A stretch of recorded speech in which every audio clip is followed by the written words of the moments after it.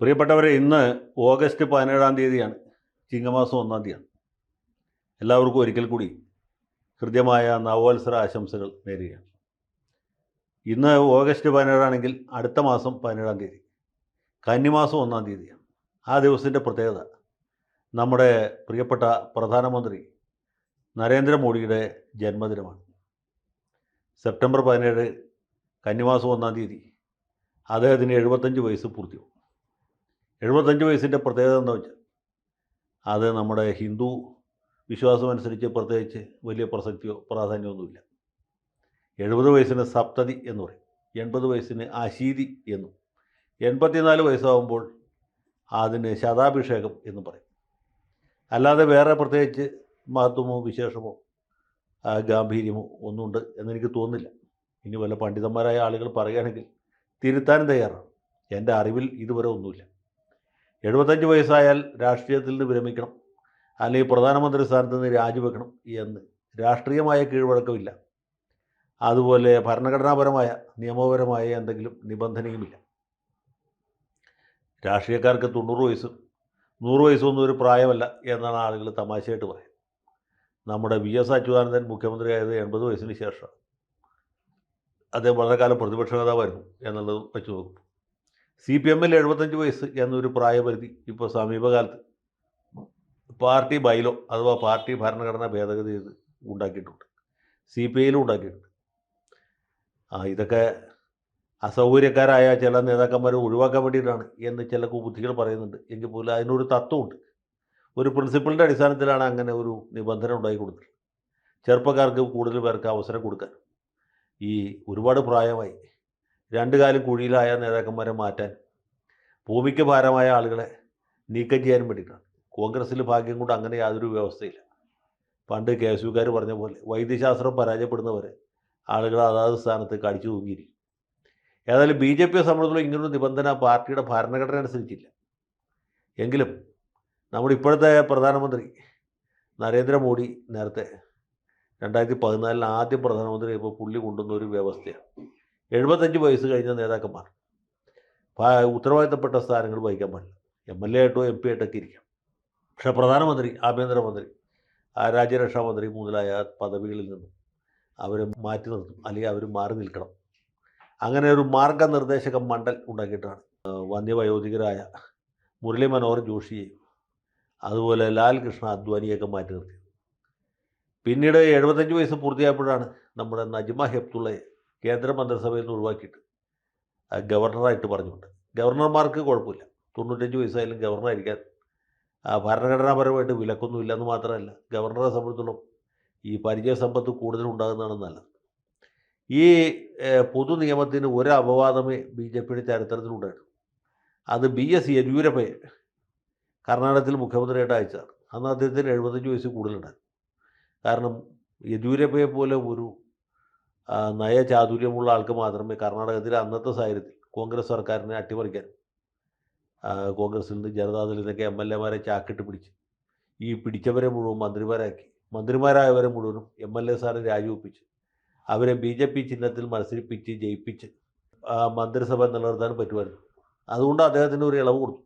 പുള്ളി 75 വയസ്സ് കഴിഞ്ഞതിന് ശേഷം കർണാടകത്തിലെ മുഖ്യമന്ത്രി. വേറെ ഒരാൾക്കും ഇതുപോലൊരു ഇളവ് കിട്ടിയതായിട്ട് നമുക്കറിയില്ല.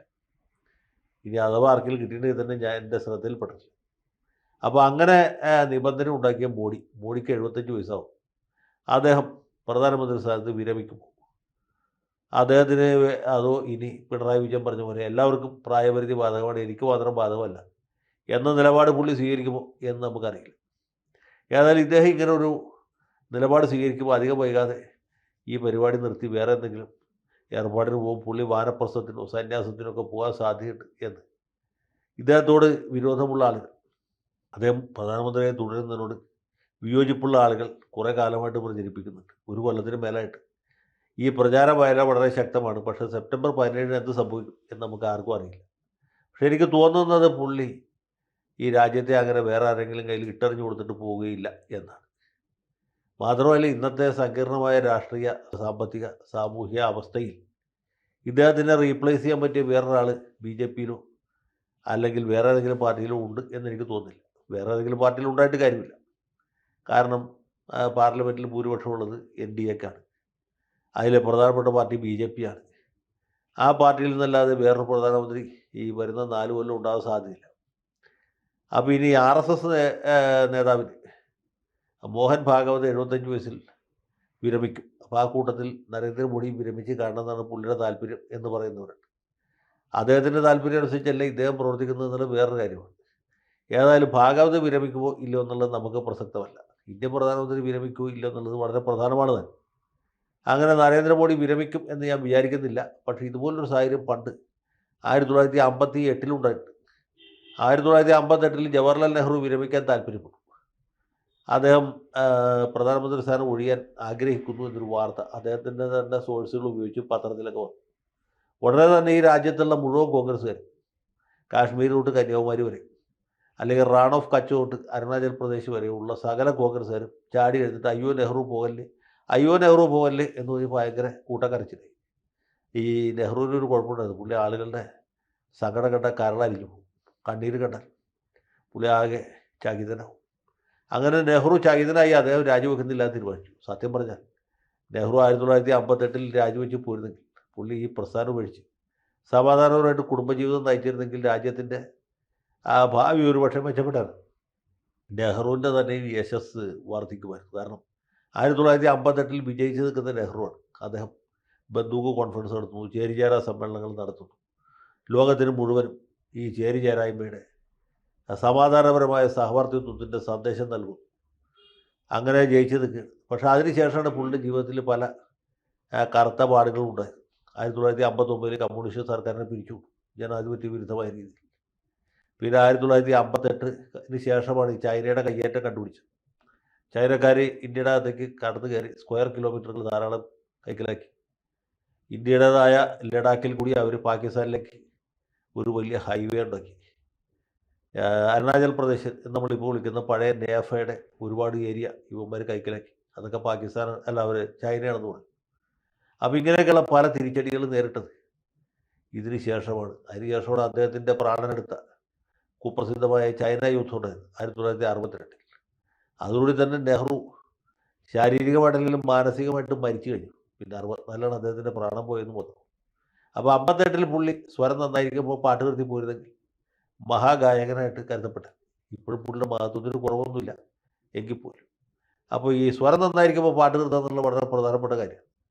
നരേന്ദ്രമോദി അപ്പോൾ പാട്ട് നിർത്തും എന്ന് പറയാൻ ഞാനാളല്ല. ഇത് കേൾക്കുമ്പോൾ അദ്ദേഹത്തിൻ്റെ ആരാധകർക്കൊക്കെ കോപം വരും എന്നുള്ളത് എനിക്കറിയാം. എങ്കിൽ പോലും ആ സ്വരം നന്നായിരിക്കുമ്പോൾ തന്നെ പാട്ട് നിർത്തുകയും വേറെ ഏതെങ്കിലും നല്ലൊരു ഗായകനെ കണ്ടുപിടിച്ച് ആ ഉത്തരവാദിത്വം ഏൽപ്പിക്കുകയും ചെയ്തതായിരിക്കും അദ്ദേഹത്തിനും പാർട്ടിക്കും രാജ്യത്തിനും നമുക്കെല്ലാവർക്കും നല്ലത് എന്ന് എനിക്ക് തോന്നുന്നു. അതിന് 75 വയസ്സ് എന്നൊരു കട്ട് ഓഫ് മാർക്ക് വെക്കേണ്ടതില്ല. അദ്ദേഹത്തിന് പറ്റാതെയായി എന്ന് പുള്ളിക്ക് തോന്നുമ്പോൾ പുള്ളി ഈ പണി നിർത്തിയിട്ട് വേറെ ആരെങ്കിലും ഏൽപ്പിക്കും എന്നാണ് എൻ്റെ പ്രതീക്ഷ. അങ്ങനെയാണ് ഞാൻ വിചാരിക്കുന്നത്.